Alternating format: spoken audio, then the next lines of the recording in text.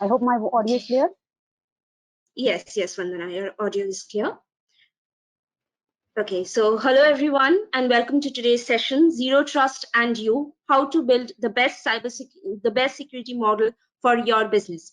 I am Preethama and I will be your host for the day. Our speaker for the session is Vandana Verma, Global Board of Directors at OWASP and Security Solutions Architect at IBM. Please note that the session will be on listen-only mode and will last for 50 minutes, out of which the last 10 minutes will be for Q&A. Requesting all our participants to post their questions in the Q&A window. If you have if you face any issue during the session, I request you all to let us know in the chat section.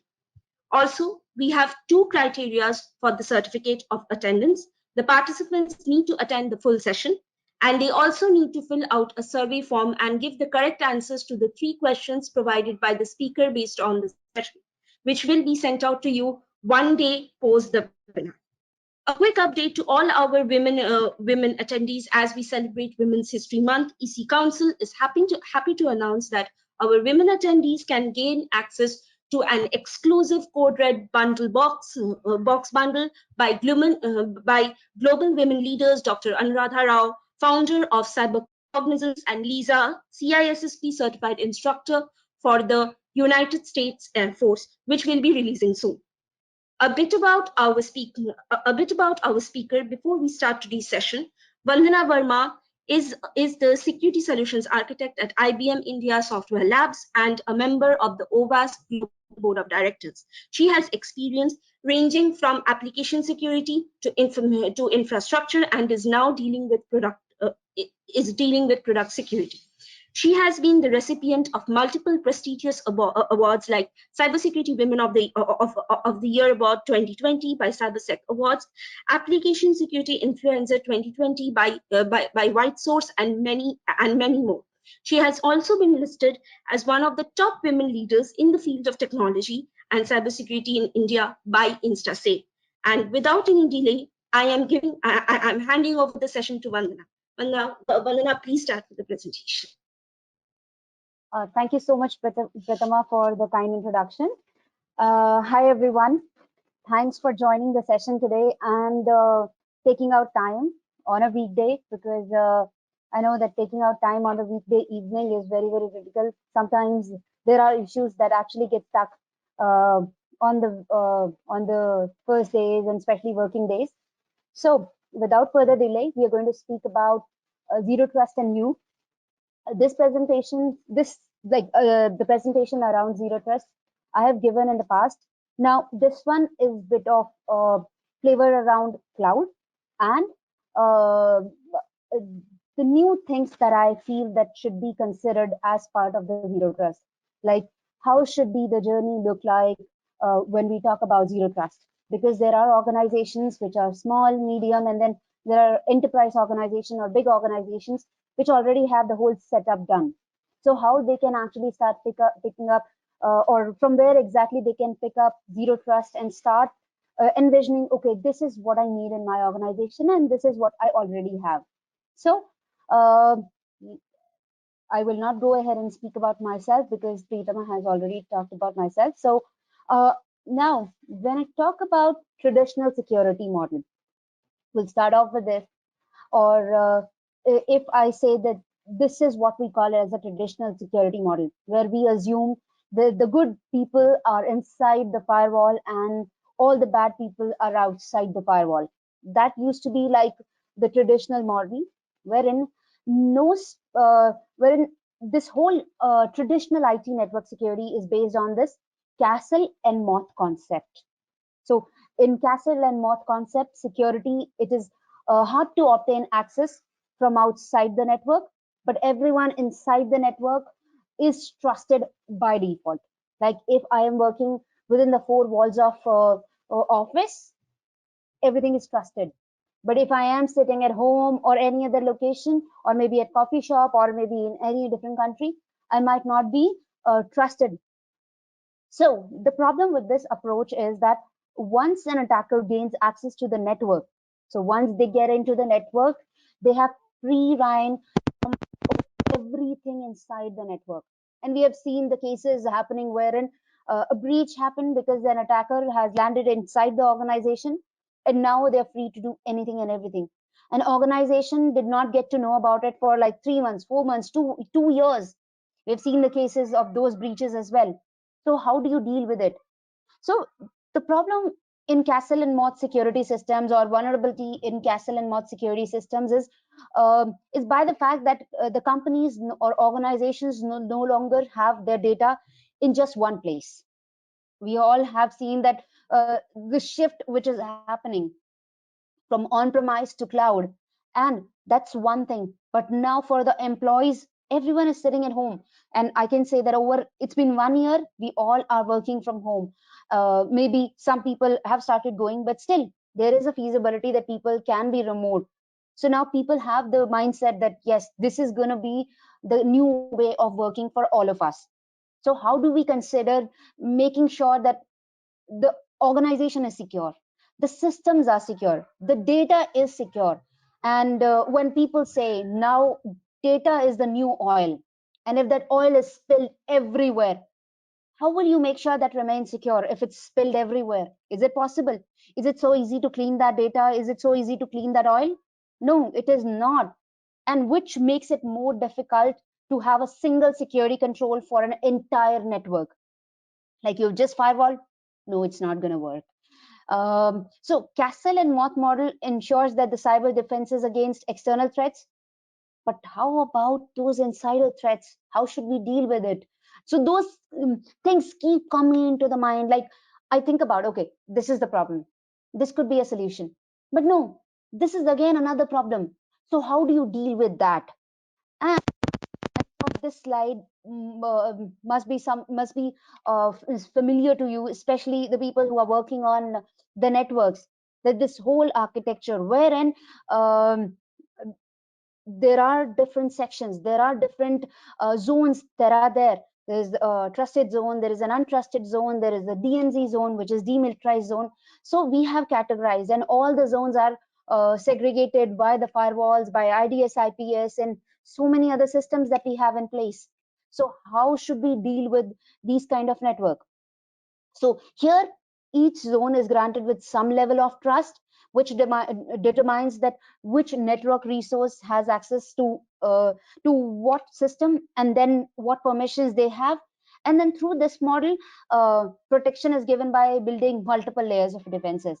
But if somebody gets into the network, what happens to the multiple layers of defenses? Are we going to have something which is secure enough?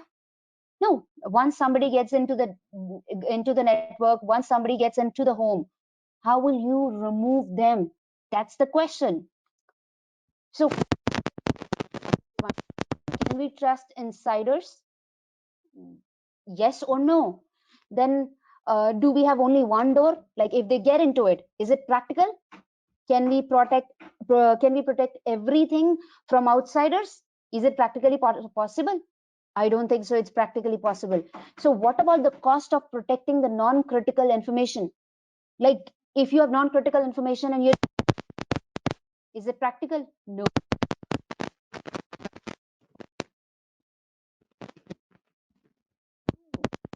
Even about your network, or even if about your the whole hub.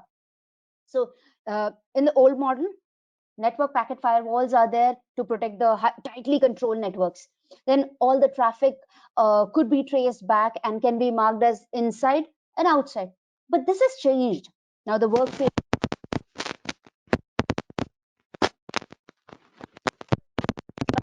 or traditional office premise to homes, to VPNs, to business trips, or to remote connectivity,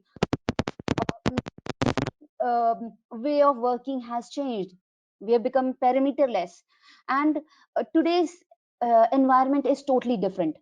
Privileged access not only covers infrastructure but databases and network devices. How can we forget cloud environments? And it also includes big data projects. It must be automated using DevOps. So we have started speaking a lot about it. And even so, whenever I talking about their strategy, their framework, or something that they're trying to do around zero trust, I just look at it, and then they are coming up with terms like DevSecOps with zero trust, ZTN for this thing, this thing. But again, the point, it all boils down to the minutest of things. How shall we safeguard an organization? So it all boils down to that. Whatever we do, whatever we are trying to do, we are trying to actually make sure that our organization is safe. And when we are spending so much money on security breaches every year, but are we getting more secure? We are actually getting less secure because attackers are building new strategies to attack into the system, or trying to hack into the systems, fetching the data, or not just that, but I have seen the Hi, Vandana. Vandana, hi. Sorry. So sorry. Vandana, we are actually experiencing a bit of like a disturbance during the session while it is going. Audiences are saying that the voice is coming a bit scratchy and all. Can you just check your mic for once, Vandana, if you don't mind?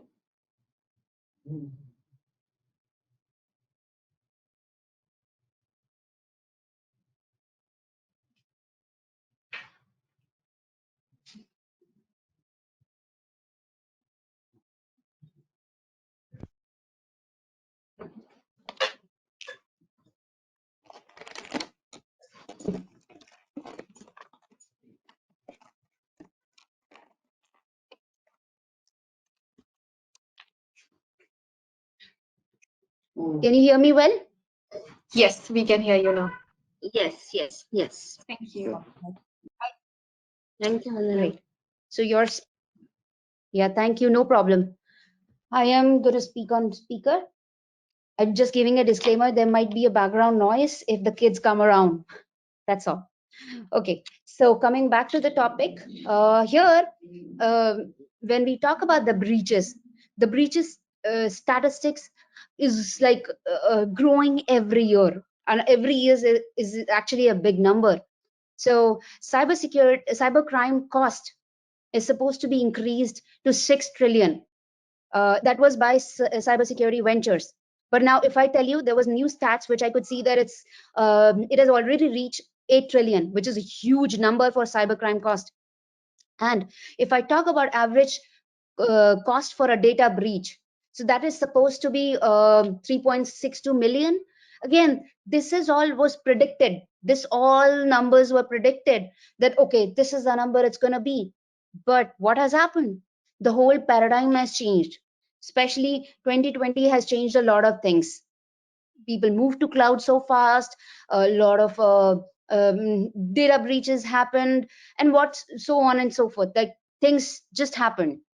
Now, if I talk about data breaches, privilege access abuse was one big reason behind the data breaches. So 80% of the data breaches happened because of the privilege access abuse. That's by Forrester. Now, these figures come despite organizations spending more and more money on their cybersecurity efforts, strategy, and whatnot. So the worrisome picture is that organizations that are getting breached, they're not getting breached once, but 4 5 times. Like, we are spending more and more on money, but still nothing is working out, or we are becoming less secure. It's not that the efforts are not enough. The organizations are doing everything possible, hiring best of security staff, best of tools, and everything people can think of. And if we talk about the last year things, we've seen huge amount of shift towards SolarWinds attack. Like, it just came out of the blue, and people were like, "Oh, this has impacted us big time." And so it shook the industry by a huge number. Now, if I talk about the whole network trust, can we trust the client? No. Can we trust the server? No. Can we trust the network? No. So it all boils down to, shall we trust or not? Where exactly shall we head towards? And that's when we are heading towards zero trust. We are speaking about, okay, zero trust is needed in an IT security model, which requires strict identity or verification for every person, every device, everything that is happening on the network, or whosoever is trying to access the resources on a private network, regardless of whether they are sitting within the organization or outside the network perimeter. So there is one thing which has happened, the shift from trusting but verifying to never trust and always verify. And that's the original three tenets of network or zero trust network are: eliminate network trust, wherein assuming uh, all traffic is a problematic traffic. Like, you have to monitor it regardless of location. It could be a threat traffic until it is verified that okay, it's authorized and inspected and secured. Then came secure network access. So where it says that we need to adopt principle of least privilege and strictly enforce access controls to not only to the resources, but users need to perform their which are needed for the users to perform their job, but granularly monitoring their access, gaining the network visibility and analytics that it is needed, that continuously inspection and logging of all traffic internally is needed. Those all three are there. But then there are new pillars that have come up when we talk about zero trust, wherein in 2017 Forrester extended the whole original model where it all started in 2010. So it just they revamped it, and they started talking about these three models: zero trust people, zero trust workloads, and zero trust data. So authenticate users and continuously monitor and govern their access and privileges. Secure users as they interact with the internet. So whenever I am doing anything on my system, my things are being monitored, and all the workloads, especially if I talk about enforcing controls across the entire app stack, especially connections between the containers and hypervisors. If I talk about the public cloud, can we monitor it? So workloads monitoring came into picture, that yes, this is needed because we are talking about containers, we are talking about Kubernetes. And how about data?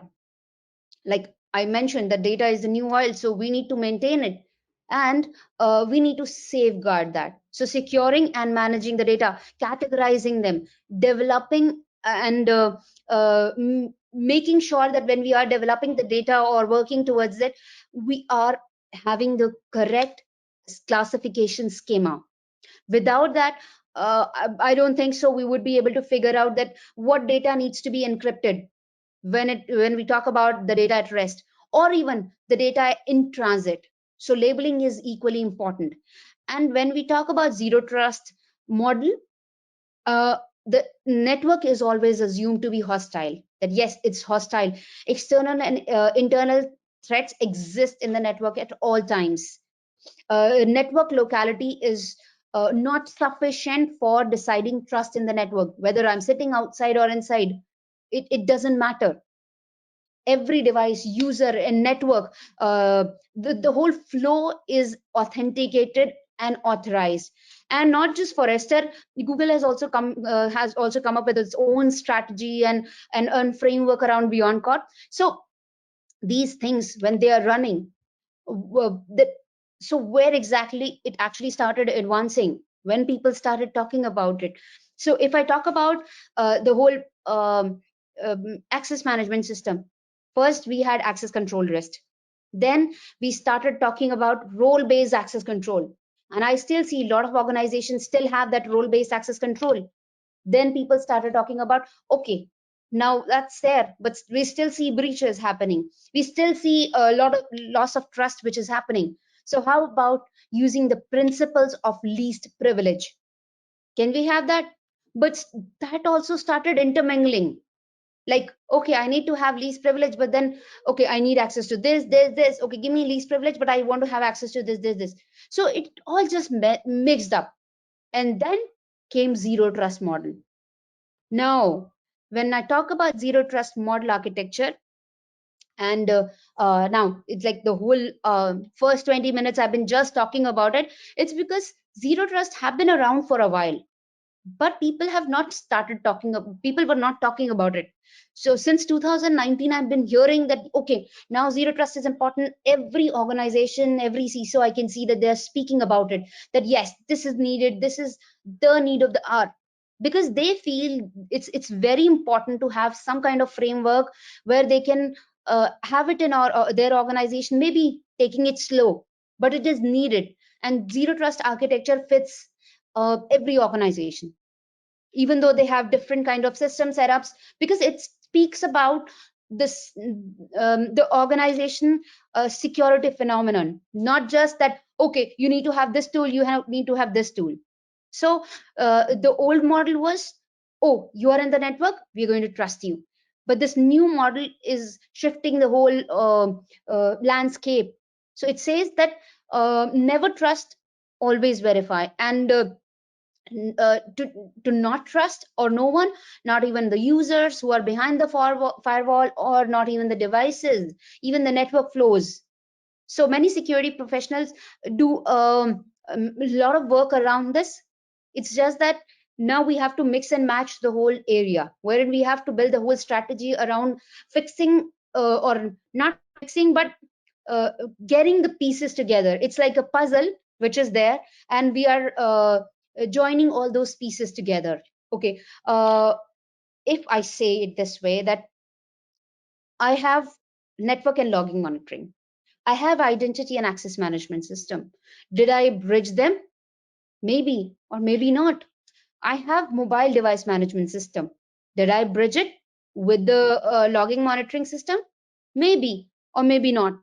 I have come across a lot of discussions which happen. Okay, this is so I'm getting logs from this place, this place, this place. I'm monitoring this, but this is not there. So why should I monitor it? This is not so critical. I don't think so. It's needed. I think what, or it's totally my perception and whatever I've been understanding from zero trust architecture, or while working on it, I can understand that zero trust is about covering each piece of that puzzle, not leaving even one piece. And if we say that we can achieve zero trust overnight, no, that is never possible. It is like a journey which happens over time. And this is the basic architecture wherein zero trust is being, where people build this architecture, wherein which actually provides a better view on an organization system. So the supporting system is called the control plane, which is here. And if I go further, there are multiple systems around. So how do we categorize them? So when the supported system is control plane, every component which is there is called, or which is associated with it, is called data plane. So data plane is being controlled by the control plane. Then comes the protect surface. Now again, it's again a jargon. So it is made up of the network's most critical and valuable data.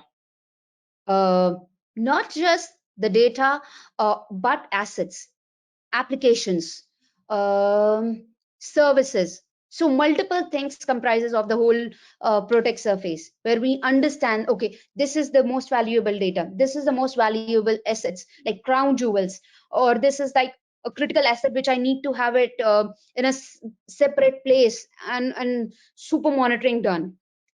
Then comes wherein when I understand my whole network, okay, this is the most critical area, this is high, this is medium, and this is how I have to deal with them. Now with the protect surface identified, we can identify how traffic moves across the organization. It's very important to understand that how exactly it's moving across. So if you see in this whole picture, it's just going here and there, but again, it has chunks. So it's trying to give us a picture that who the users are, which applications they're trying to use or they're trying to access, how they are connecting to the network. And this is the only way to identify the whole flow, and then put a policy to it. Because once you understand it and you don't have the right policy, it's never going to work. So once we understand the interdependencies between the data, assets, application, and the whole ecosystem, we can put the controls as close as possible to the protect surface. We can create micro perimeters by deploying segmentation gateways, more commonly known as next gen firewalls, or like the chunking down into network, so that we have granular visibility on each network. If something happens to one network, okay, let's shut it off, or let's seclude it and understand who's trying to do what kind of frauds, if there is an intruder who has come into the network. So we'll have a good picture around it. So once we have understood the whole ecosystem, and we are trying to enforce a policy, so we need to build a good policy around the surface, so that we can continue to monitor and maintain in the real time, looking for things like what should be included in the protect surface, interdependencies around it. And it seems to be like a one-time job, but it is actually a continuous operation, continuous monitoring, continuous enhancement of the system, wherein like policies, if I say that I've built a policy and I'm done, is it so that once you build a policy for an organization and you never revise it? No, it's never going to happen. So zero trust also, when it gives you visibility and context for all the traffic across the users, device, location, and application, so it also gives us a new system, a new platform wherein we can change the policies, we can module the policies, so that we have better visibility. Now, is it fit for the cloud, or is it good for the cloud? So if I have to put it this way, that while enterprises, or even the small or medium business units, or the organizations, they are trying to leverage the public cloud to build their digital everywhere businesses, they they still need to balance between like the responsibility to keep the data safe, or especially the sensitive data safe. That could be around the credit cards, health information, could be around intellectual property, or could be anything which can be very valuable for an organization. So if there is a workload which is containing such data, it has to be protected or strongly protected. So cloud is basically the combination of security in the cloud, of the cloud, and while you're trying to access the cloud. So we need to understand that exactly who's trying to access it, how they are doing it, what they are doing it, why they are doing it. It's very, very important to understand that. And then only we can say, okay, now my cloud ecosystem is secure. So we can say zero trust is a good fit for the cloud. And if I'll talk about it, its implementation, and too often business leaders do not actually try and understand or appreciate the full value of like the data in the cloud, and the risks of the data in the cloud. So it's very important to understand the minutest of risk that can be there for a cloud account. So there was one instance wherein I was working on some of the cloud systems. It's not recent. It's like a long old thing wherein the password was just 8-character password. Who keeps the cloud password as 8 characters? Now, how much ever good security you have, but if the main accounts, or the main or the root accounts, if they have the less secure password, or the password is known to everyone in the team, will it be secure? No, it's never going to be secure. So it has to be very much vetted before using. So if I talk about this implementation, it all starts with categorizing the data. Okay, now I say that I want to categorize my data. So how should I do it? Where should I start off? So it all boils down to that, what needed to be there in the cloud, how much critical it is. And that's when threat modeling comes into picture, that uh, understanding our own applications, servers, that okay, this is my critical data. And people talk about a lot around the attack surface, so the area or the space that malicious actors can leverage for attacks, which can be massive, uncontrollable sometimes. So if I have certain load which is going to cloud, and it says that it is the sum of the data is not so critical, but rest of the data is very critical. So we have to actually save the data in such a way that we can put the right controls for the right kind of data. And another important aspect comes into the picture is that there are few things which actually falls into the toxic data categories, or the 4 P's of toxic data, like uh, personal health information, personally identifiable information, uh, and payment card. So it's very important to secure these things. If we don't secure these things, and including the intellectual property, so if we don't safeguard them and we lose them, we will be at big stake. And that's how we categorize like restricted, confidential, internal, and public data.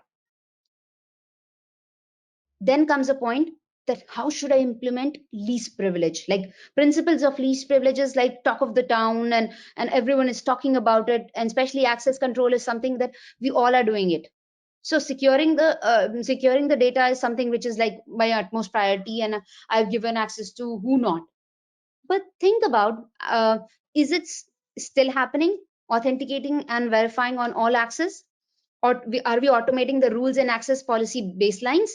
I have seen cases wherein a person who was working for a network team, he was working on the firewall rules, modifying the firewall rules. Now, when he's working on those firewall rules, managing those policies, allowing, disallowing, if that person moves from that team to a different team, let's say, for example, security team itself. Now, in security team, you're supposed to monitor the firewall logs, not changing the firewall. And suddenly one day what happens, you say that there is a problem in accessing certain application or a server. Oh, there could be a problem with the firewall rules, let me check. Open the firewall rules, make the modifications, done. But was he supposed to do anything without a proper change, without a proper request? No. But the change has happened. Did we monitor it? Where is the log that okay, this change was supposed to happen, and it has happened? Nobody knew. So there was no granular role-based access which was there. And another very important aspect, I would say, that just-in-time privilege. This is like just-in-time least privilege. This is like one great thing I've come across, wherein if you need access for 6 hours, okay, you'll be getting 6 hours. Especially if I talk about these lambda functions and all those automated tasks which are there, automating jobs which are there. Okay, you are supposed to have access for 6 7 hours or one day. Only for that period you will have access, and then your access will be revoked automatically. And that's how the zero trust architecture works, wherein it's also talks about like, okay, we need to have the whole access request monitored, map to all the apps, endpoints, infrastructure. Now, if I talk about passwords, how many of you have more than one password, like, or multiple passwords? I have, like, I have access to so many systems, so many passwords, so many accounts, so many G Suite accounts. Like, if I'm managing so many accounts for myself, so is it so easy to manage one single password? No. And that's when comes the whole IAM maturity, and then that how exactly should I manage my identities, or how exactly organizations can manage user identities. So it all started with all the applications were internal, all the apps, they had the proper internal security, and the passwords were getting managed. And the fun fact, people were just noting down their passwords on notepad, or on sticky notes, or some files, or somewhere they're sticking. Okay, from there we realized that okay, this is not a good option.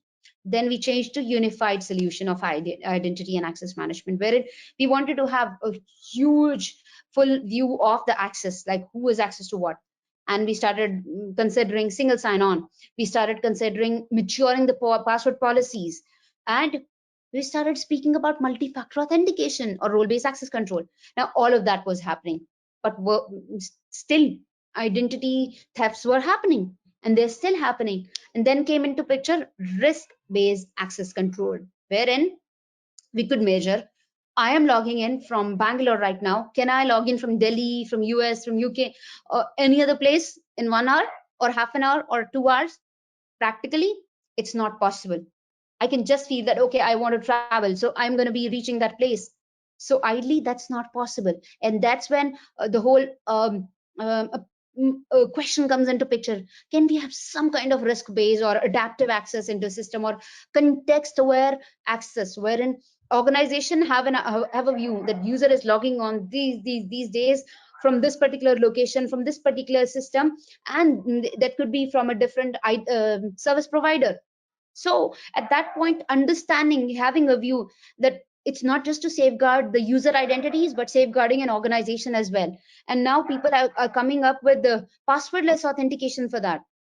So all of these things are becoming very, very important, and that's how all those passwords can be managed. And for me, I am like a person who don't like to keep the same passwords everywhere or note down passwords on notepad. So I am using a password manager, which is keeping my all passwords, which is like I have to remember a big password, but again, that that actually keeps my account safe. And then again, there is a question that multi-factor authentication is safe or not. So what kind of systems you need? Like I am not very comfortable in having OTP via phone or via email. So I have certain authenticators which give me a phone, which sends me a time-based OTP, or a push notification which comes to my phone. So if somebody has access to my identities, they can use my password, but they cannot log into my account. And that's how the whole context aware access builds, and wherein we're trying to understand the behavior, location, what exactly is happening with services, who's trying to access. And that's how we can avoid the digital frauds as well. In most of the banks, what I can see, and especially the reviews that are coming across, that have started understanding the need of context aware access, and it's becoming the need of the hour, wherein you are having identities, you're just adding context to it, so that you're safeguarding an organization identities, users. And then comes monitoring and logging, like how much easy it is to monitor the logs, how much easy it is or good to monitor the logs. So one point comes is that the basic um, information, or the basic aspect of monitoring and logging is visibility, and understanding, okay, these are the systems that are need to be monitored.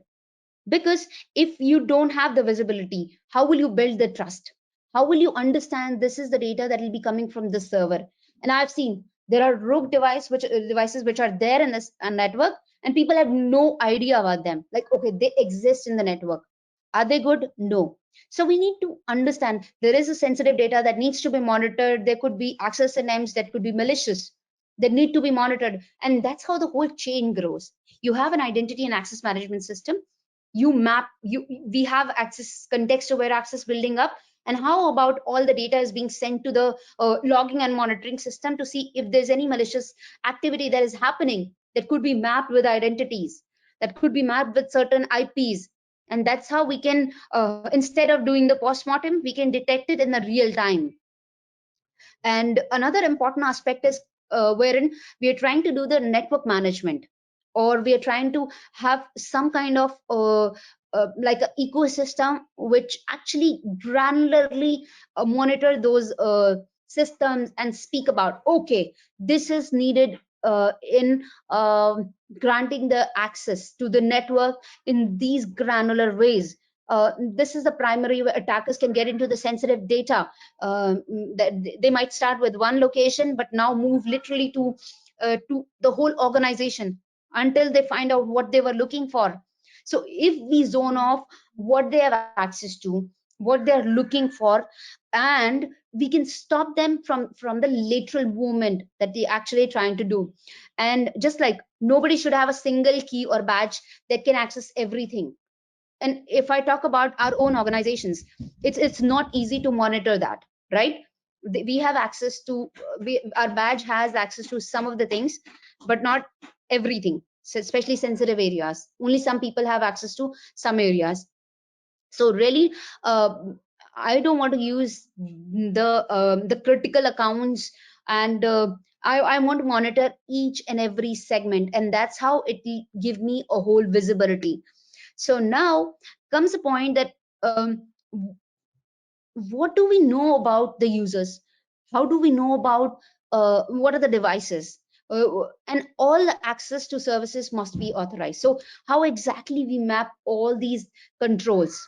Because it's important to understand the basics of it, and the basics or the crux of it. So architecting zero trust with micro perimeters, wherein once we know our data and its flow, we can create the optimal micro networks around the whole ecosystem. We can design them so that it can best fit the security that we want, which can be used for the specific use cases that we have. And not just that, this can also steps toward looking at physical and virtual security controls to enforce the micro parameters. Now, I've talked enough about zero trust. I've talked enough about the network segmentation. I will just take a pause. Sorry about that. So cybersecurity and risk management are larger than the whole thing that we are talking about. Okay, we don't have the risk management measures. We don't have this. We do have this. So mapping each one of it, that where do we stand, and that's how maturity model comes into picture. That defining our own maturity level. And there's a lot of manual segmentation which is happening right now. Can we automate that? So humanly, as much as possible, let's automate that. So, and that's when orchestration also comes into picture, joining all the different networks, joining or having a big picture, having a blueprint around it is very, very important. So if I have to say it in few words, what is micro segmentation? It's a practice of breaking up security perimeters into small zones to maintain the separate access for separate parts of the network. Like we have segmented files which have different data, so we segment them, we monitor it separately in different folders. So a person or a program with that kind of access, like with access to some files, they will only be able to access those files, and then if I have access to the whole system, I will have access to those files as well. Now comes a point wherein how do we adopt the cloud? So earlier we had the data which is all centralized, we had defined parameters, assumed trust, security products are there. Then came now we have distributed data, multiple parameters, and we are shifting from trust but verify to never trust and always verify. And data is everywhere. We have become, instead of multiple parameters, I would say we have become perimeterless. We have software defined subscriptions everywhere, like okay, I want to have this kind of thing. So it's all like speed driven, how fast I can reach to the cloud, what all things I can do to move to the cloud. Now when I am talking about moving fast, am I going to be secure enough? No, I'm going to be losing some of the pieces. So to cover up those pieces, automation helps. And that's how we are trying to achieve, okay, compliance as a service. And that's all I'm talking about cloud ecosystem we can attain. And even when we have a hybrid kind of an environment, then also we can attain that.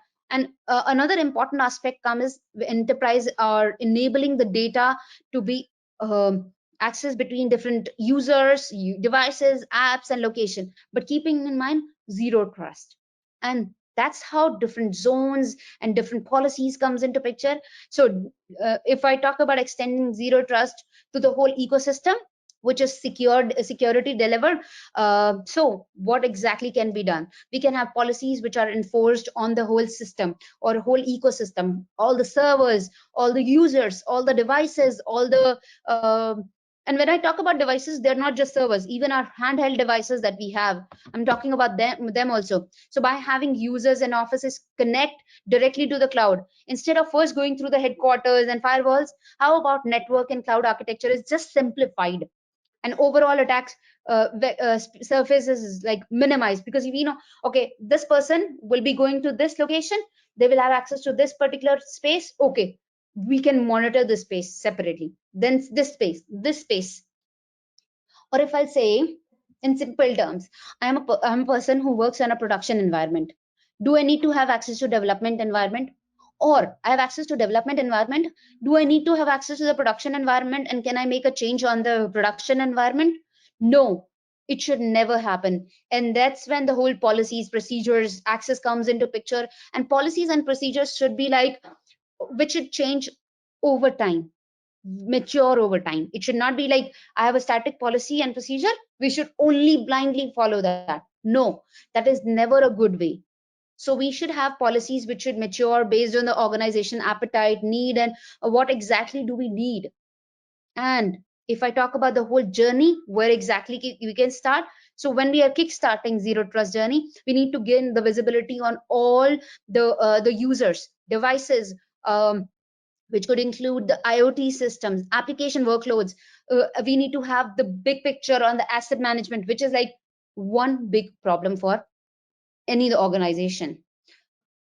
We need to have access policies, roles, purpose, the device type should, we should have, when we are using certain device, we should understand what kind of device it is. We can build the context around the location of the user device, who's going to be the owner, or who is the owner of certain device server, so that we can reach out to them on time. And not to forget, identify, classify, and map the applications, map the data, network flows, and what's happening in the network. That's the first thing. And then comes, how about when we know all of that, can we restrict all the unknown devices from the network?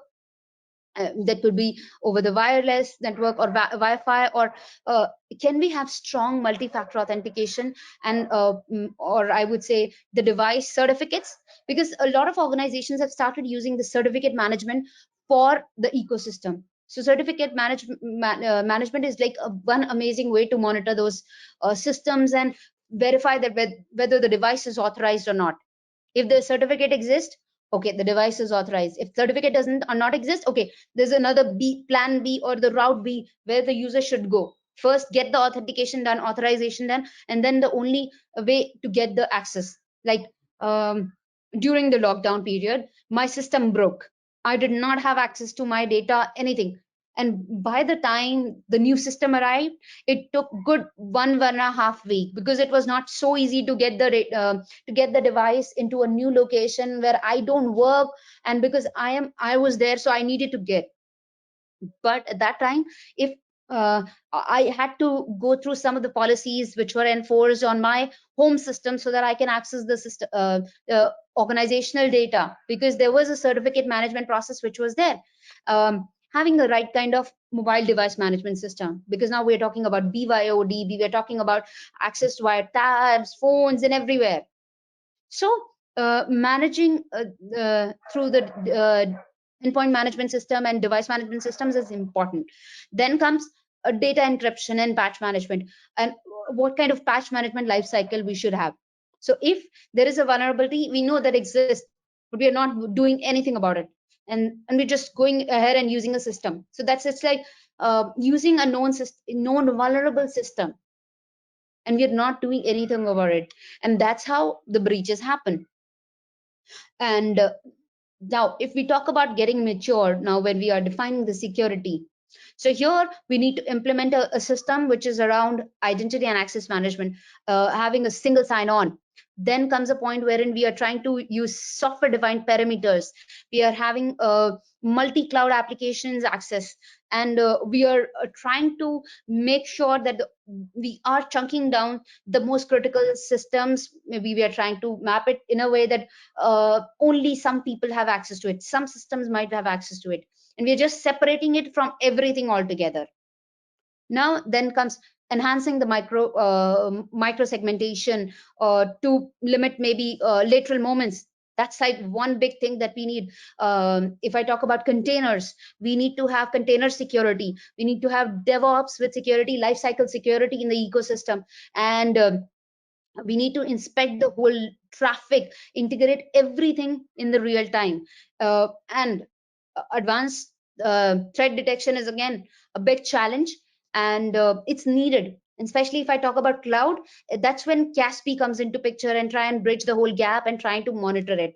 And last but not the least, compliance needs is very important, and that's when we are trying to assess the whole trust and the whole ecosystem into picture, and we are trying to use AI and ML And that's when AI ML with security and monitoring is coming into picture. And when we talk about keeping cyber threat intel, so it is eminent that we need to use AI and ML technologies to understand those threats early and as early as possible. So identifying the sensitive data, mapping the flows of the sensitive data, architecting the zero trust networks. And can I still trust? No, you can't. We've just learned through this. And zero trust is more of a perspective than just a product. If someone says that I have these products and I'm going to build, they have a product. It's fine, but they have multiple products, which is built over a perspective. And when it comes to identities, they are becoming the new security parameters. Yes. So we need to take small steps when we are talking about moving towards zero trust journey. And remember, it can never build in one day or overnight. It has to be going slow, understanding the network, understanding the whole ecosystem. Then only we can say that. So I've been just reading all these articles, and I'm a big fan of some of the articles that the organization they keep publishing, and even IBM keep publishing a lot of information around zero trust strategy. So you can reach me anytime on my Twitter handle. You can DM me. My DMs are open. You can reach me on LinkedIn. I'm very much reachable on LinkedIn.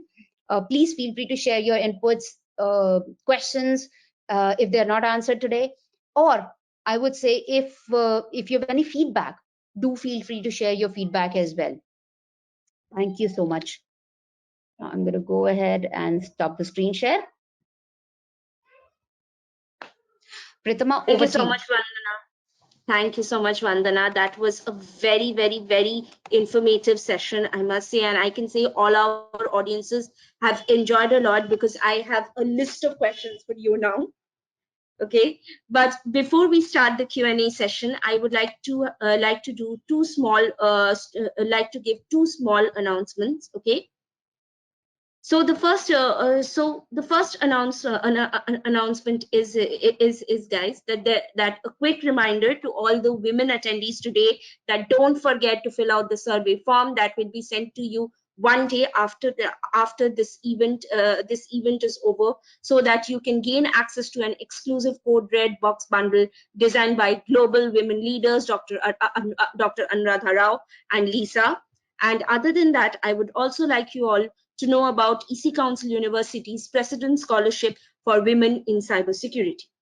So, to further our efforts to empower women, we proudly announce a dedicated women-oriented program assisting new and current women undergraduates and graduates with tuition with tuition assistance worth $2,500 to reach their future endeavors. So if you're interested to learn more about the program, kindly take part in the poll that will be taken that will be on your screen in a couple of minutes. Also, our webinar today is in sync with EC Council Certified SOC Analyst Program. EC Council's Certified SOC Analyst, or CSA, is a certification that covers everything that you'll need to kickstart your career in security operations center. It covers fundamentals understanding attack methodologies, logging events, to advanced concepts such as SIEM tools, incident detection using threat intelligence, and much more. Anyone with a EC Council CSA certification is eligible for 40,000 plus job vacancies globally, with an average salary of $89,000 per annum. So if you're interested to know more, then please take part in the poll that will be on your screen right now. So let us know your mode of training, and this poll will be on for the next 4 minutes. Vandana, can we start with the Q&A session? Sure. We still have 4 minutes, so yeah, I'll be happy to take up questions. Great. So guys, we will be having the Q&A for about 5 to 10 minutes. Okay. So the first question is Vandana is by Tilak, and he's asking, which are the current major attacks that has happened due to vulnerability? See, I will start off with a very known attack, which is like SolarWinds attack, which has happened because the system had they were using third-party libraries, or people said that they fed the code. Somebody fed the code into the whole package, and then package was sent to across the ecosystem, and it just spread across then the whole organizations and network, and everywhere it was flooding around. So now that was one major thing. And apart from that, Microsoft has released a lot of advisories and a lot of new vulnerabilities which are coming in, which are actually needing so much of attention. There was also a one Linux bug which was there, and the recent one which just always clicks me is SolarWinds, because they had issues with Orion, and then their credentials were leaked, or they were using default credentials. So that's just one that stuck with me. And then there was one I think that happened 3 years back, that was also stuck with me for quite good time, was Equifax, which they were using Apache system, and that was vulnerable. So when we talk about zero trust architecture, it's our responsibility to understand what we have in our ecosystem. If we don't know that we are using some system, whom we are going to blame? There's no one to blame. Everyone is going to blame us. And I would say that I'm sure they must have tried all their best to safeguard the organization. Nobody wants to get breached. But the point comes is that things happen that gave a lesson to all of the people, all of the organization, that yes, this is also very important to safeguard. So using components with known vulnerabilities, we should not be having in an ecosystem. But then comes a point that, is it so easy to fix all of the bugs? No, it is not. We need to have a patching cycle. We need to have buy-in from the stakeholders. We need to have the whole understanding. Okay, this is needed at this point of time, and we can have or we need to have a risk appetite, that okay, this much risk we can take. But again, during that period, we need to fix the bugs, or what will happen? We will be vulnerable. Hope that answers your question. Thank you so much, Vandana. Vandana, the next question is by Ian, and he's asking, you talked about ecosystem in the presentation. So what exactly is the meaning of an ecosystem, and can you give a simpler example? Can you repeat your question once again? So the question is, what is the exact meaning of the term ecosystem? And can you please give a simpler example?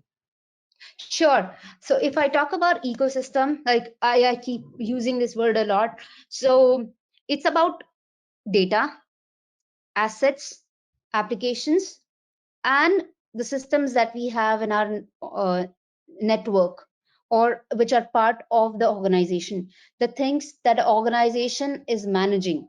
That's what I meant by the ecosystem. Like if there are 10 servers, if there are 100 servers, if there are 100,000 servers, we know that's our ecosystem. If there are 10,000 users, 20,000 users, that become part of my ecosystem.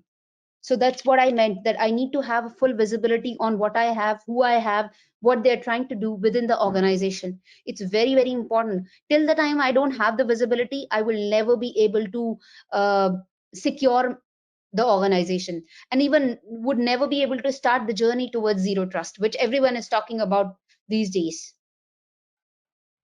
I hope that answers your question. Yes, it sure does.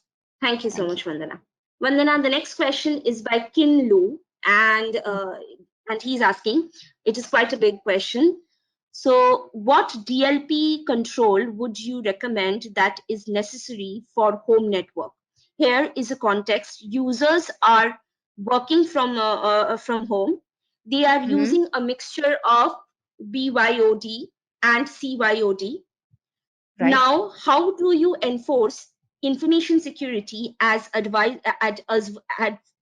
adversaries could be snooping for data, employees printing our corporate data, and accessing systems from public networks. See, first thing is that the whole DLP process in the organization is important. That what are the controls that we are going to have? Because I worked on one of the DLPs where I implemented it, and I did not have the right kind of policies. So I need to have a policy which can actually make sure that the data which is there on my system, it's not printable. So I can have the printer blocked. And if there's somebody who's trying to print, have a printer, their access will be blocked. It's about more about micromanaging the things. But again, that can only be done on the official system. If there is a system which is being used, which is a phone or a home system, so we need to have a policy for that. So we need to consider that as well. Like if somebody is accessing their emails from home system, because we have allowed them to have a web version of the emails. So do we need to have a control over there? So we need to have email filtering or email monitoring as that time that nobody should be able to take a print or access it from those things. So we need to have a granular policies there, like understanding that where exactly we need the access. So I'll give you an example about mobile device management, especially for the phones. I have the whole phone is encrypted. Even though it's my personal device, it's all encrypted.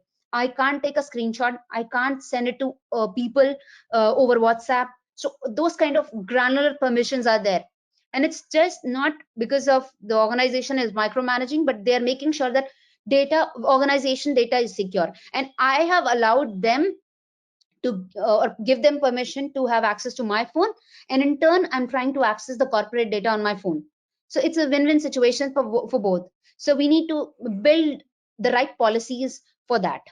I think that's going to help the DLP protection, especially uh, um, especially when the kind of situation we are in, that we are doing everything from home. So wherein if let's say I'm copying some password and pasting it somewhere, it's going to say that, oh, you shouldn't be doing it. Some kind of alerting mechanism that can be there, especially to handle those sensitive data, so that we don't lose our data.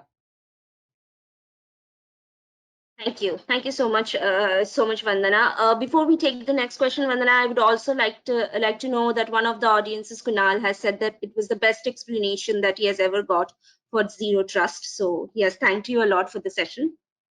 Thank you so much. Thank you. So I have to tell you something, Pratama, that I have another meeting starting. It is already started. I told them that I'll be 5 minutes delayed. So can we just take one more question, if that's okay? Yeah, Thank you.